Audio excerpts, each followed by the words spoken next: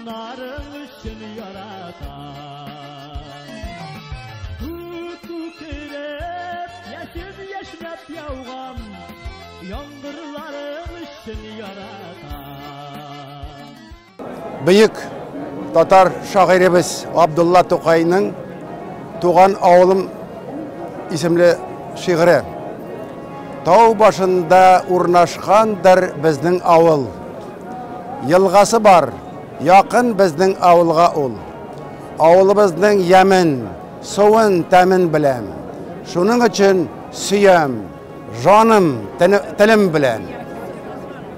Құдай шунда жан берген, мен шунда туған, шунда Құр'ан аятларын оқыған. Шунда білдім Рәсулібіз Мұхаммедні, ничек михнат, жафа чеккен, ничек тұрған. Истан чықмай, мұнда менем көргенлерім. Яшлік білән ойнап ғымыр сүргенлерім. Абый білән біргеләшіп қара жеріне, суқа білән еріп жүргенлерім. Бұ дүнияда бәлки көп нәрсе көрем. Bilgisizdir, қая ташлар bu тақдирім.